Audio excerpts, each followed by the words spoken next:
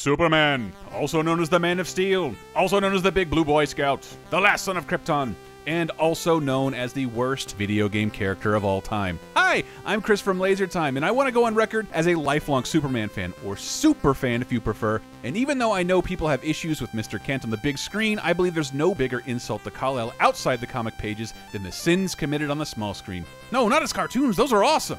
Didn't you see the title? We're talking about video games, people. Keep up! For a medium obsessed with powers, flight, and colorful characters hitting bad guys, it's absolutely baffling how video games became Superman's kryptonite. Oh, you better believe I have reasons. Let me show you them. Worse than anything Lex Luthor has ever done, here are the 8 stupidest things Superman does in games. Number 8.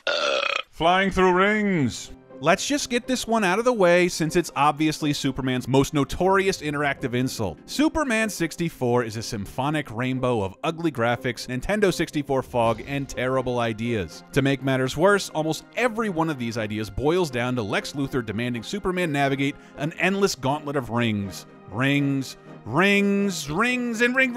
You get it. It's not just the abundance of ring sequences in Superman 64, it's the fucking difficulty of getting through them. They require the speed and precision of a latter-day slalom, better suited to a quarter-munching arcade game, and if you fail, you have to start it all over, and the other horrible tasks, including saving cars and locating Jimmy Olsen, will forever remain a mystery to you. So perhaps said rings are a cautionary blessing in disguise.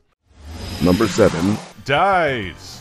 Superman is one of the most powerful characters in the history of superheroes, pop culture, hell, the entire history of fiction. Suck on that, Dracula. Yes, we get it, he's not entirely invulnerable, but there are only a few characters in the DC universe that even a hardcore comic audience can accept punching Superman to death. But since the first 20 years of Superman games are side-scrolling beat-em-ups of ridiculous difficulty, Superman is regularly brought to his knees by average Joes, pipsqueaks who shoot through his bulletproof skin, and every possible manner of palette swap thug. It took Superman over half a century to die, air quotes, for the first time in comics, so why the hell does the Sega Genesis get away with killing him in the first 30 seconds?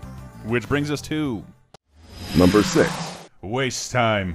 Let's be honest, Superman is God mode incarnate, a walking, talking game genie. If there's anyone with a canonical awareness, ability, and insight to skip to the end, it's goddamn Superman. So if Doomsday is the world-ending problem that needs fixin', why does Superman need to saunter his way through gutter punks and 1940s mafiosos like he's Mike fucking Hagar? Could you maybe leave the drug dealers to Batman and, I don't know, just fly directly to the enormous mutant hellbeast farting nuclear winter on a metropolis? Thanks. Number 5. Collects pets. Thankfully, Superman performs a lot less embarrassingly once he abandons pixels for polygons, and Superman Returns is just one spit curl away from being a great game.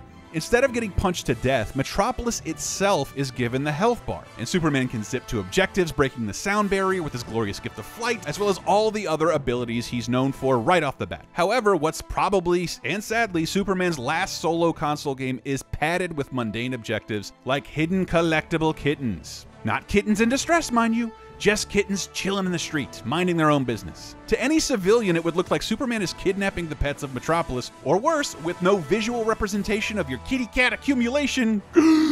Is Superman eating them? Streaky the Super Cat would be ashamed, Superman.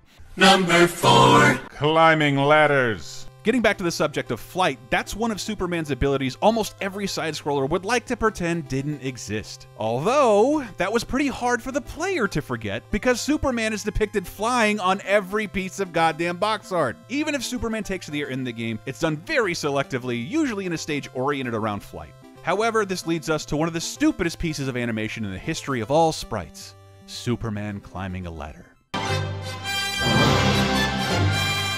No, Clark, nice and slow. You wouldn't want to fall. Easy. There you go. Number 3. Mass commuting.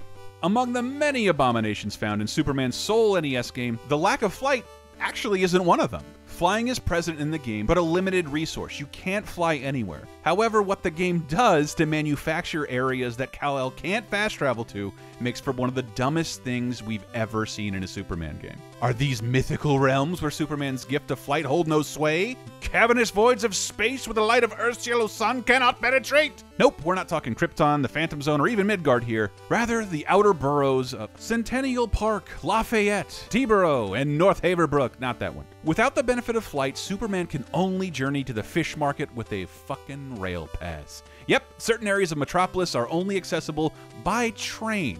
And in one of the dumbest, most hilariously misproportioned sequences in video game history, the man described as more powerful than a locomotive must ride the subway like a regular schlub. Number 2. Not caring about his secret identity. We could quibble all day about Superman's proclivity for getting naked in phone booths. You know that criminal just saw you go in there, right, Clark?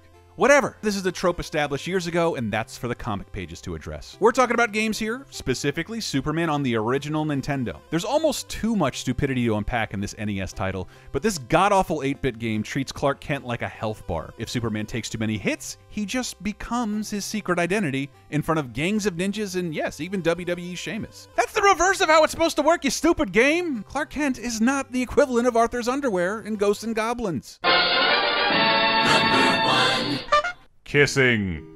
We probably aren't going to showcase an uglier game than the Atari 2600 Superman. But hey, before you knock it, know that it's not only Superman's first ever video game, it is the first superhero video game. Like ever. Give or take how heroic you find a Pong paddle or that triangle from Asteroids. Either way, Atari Superman made a valiant effort to tell the story of Supes fixing a bridge, if you squint, wrecked by Lex Luthor. But the dumbest mechanic comes from when Superman is exposed to kryptonite. Clark cannot fly. That checks out. But surely Earth's yellow sun will restore him. Nope. You must kiss Lois Lane. Like in Snow White, but a little more rapey. Just find the thing that looks like an unfinished Minecraft build of Jacqueline Onassis, chase her down, and make her kiss you. Surely that'll teach Lex Luthor a lesson of some kind.